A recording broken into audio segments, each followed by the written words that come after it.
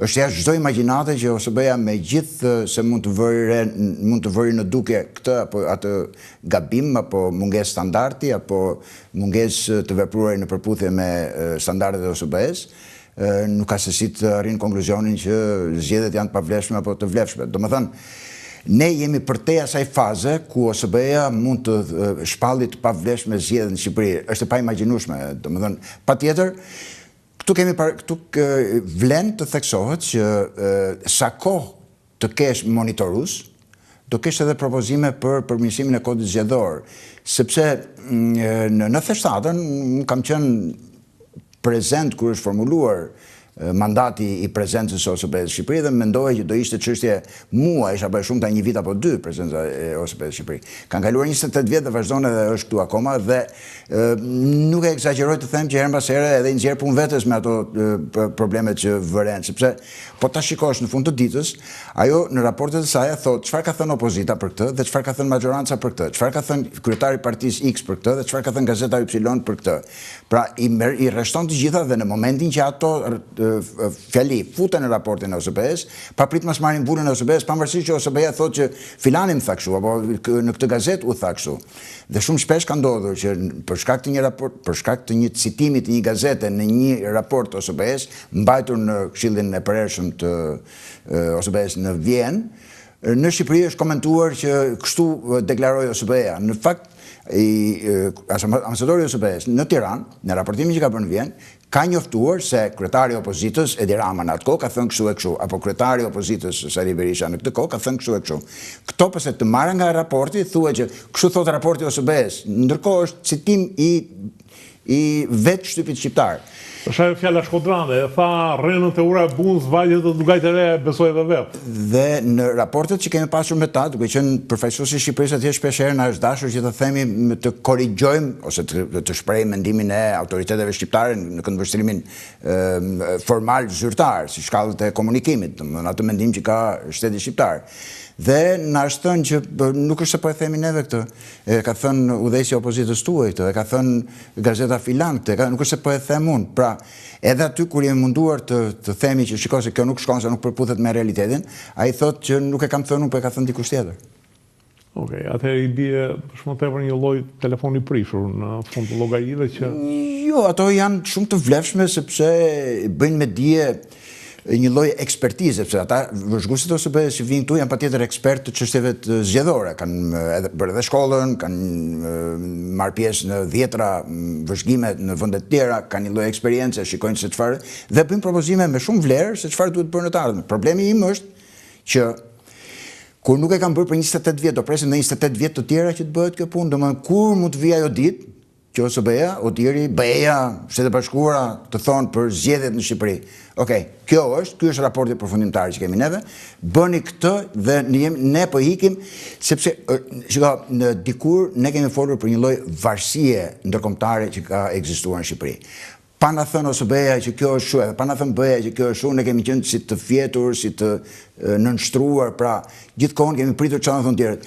Ka ardhur koha me gjithë përmirësim të jetës politike ekonomike në Shqipëri dhe këtë aktivitet ndërkombëtar të Shqipërisë, ka ardhur koha që Shqipëria të jetë disi më e zonjë vetvetes dhe po të shikojmë në momentet kur shtetet e tjera kanë bërë këtë progres që kemi bërë neve drejt antarësimit në Bashkimin Evropian, roli i OSBE-s ka qenë në rënje. Kjo ka ndodhur me Kroacinë, kjo ka ndodhur me vendet balltike, se në këto Rumania, Bullgari nuk ka pasur ndonjëherë prezencë apo misione të OSBE-s, por në vendet e tjera ku ka pasur, në momentin që ka pas progres drejt BE-s, roli i OSBE-s është të themi reduktuar.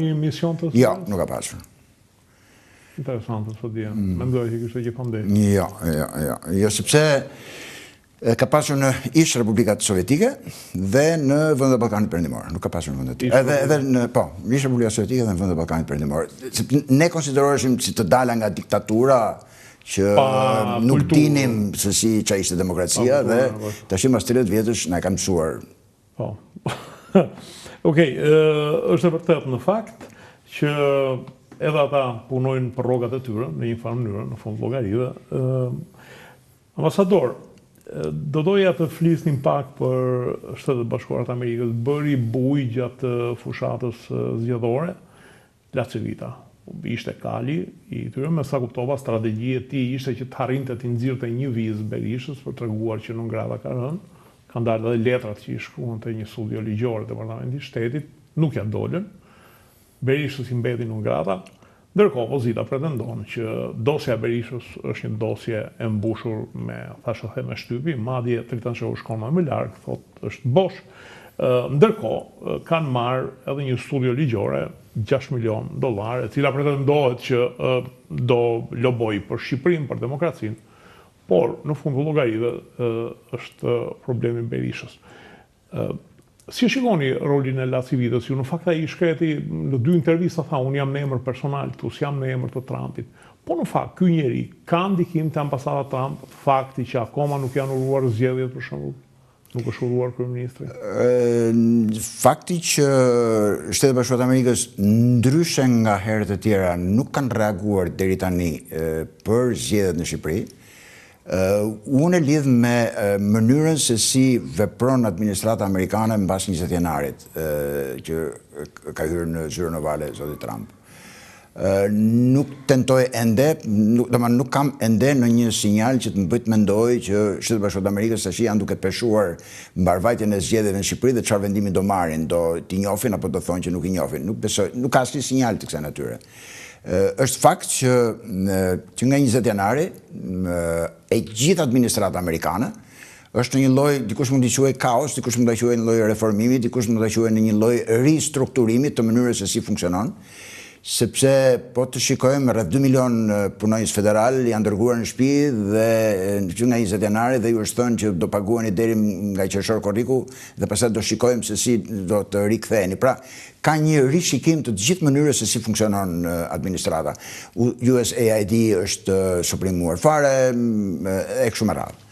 Kështu që në këtë këndvështrim Departamenti i Shtetit, Target, ende nuk ka sinjale të paktën. Lacivita dhe lobimi, nuk e di nëse ju ka rënë rastit njeni me faktin se nga rrjedh termi lobim, është nga koha e presidentit Ulysses Grant, 1860, kur ai shkonte në Willard Hotel dhe aty në në hollën e hotelit gjente njerëz të cilët mundoheshin të përshpërisin në një gjë dhe që nga ajo kohë ai quhej lobista, ata njerëz që rrinin ke lobi i hotelit Willard në Washington. Pra këtu e ka, tashti me kalimin e kohës, historikisht këta njerëz kanë luajtur një rol herë më të rëndësishëm, herë më pak të rëndësishëm në historinë e Shtetit Bashkuar të Amerikës. Por vlen të përmendet që nga viti 1976 dhe sidomos që nga viti 2010, ka 2 vendime të Gjykatës Supreme që janë jashtëzakonisht interesante për të kuptuar se sa të rëndësishme janë bërë parat tashmë në fushatën elektorale të Shtetit Bashkuar të Amerikës.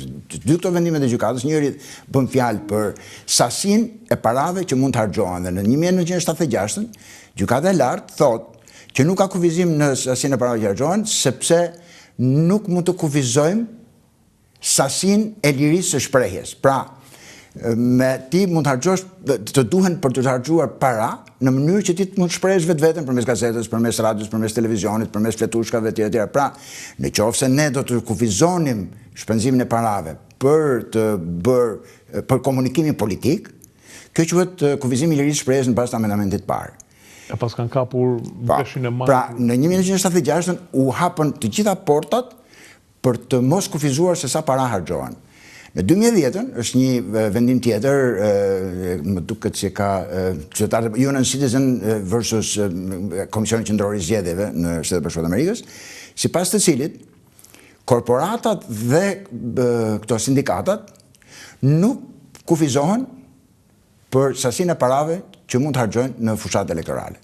Pra me këto 2 vendime, Gjykata e Lartë i ka hapur rrugën asaj që ndodhi me zotin Musk, që vajti në Filadelfia, që ishte shteti që i dha fitoren presidentit Trump, sepse në Filadelfia varet shumë rezultate, votat ishin aq afër me njëra tjetrën se nëse do kishin dalë 250.000 muslimanë të Filadelfias në zgjedhje, nuk do ishte ky rezultat zgjedhor në Shtetet Bashkuara të Amerikës. Po të shikosh me imtësi se si janë ndarë votat.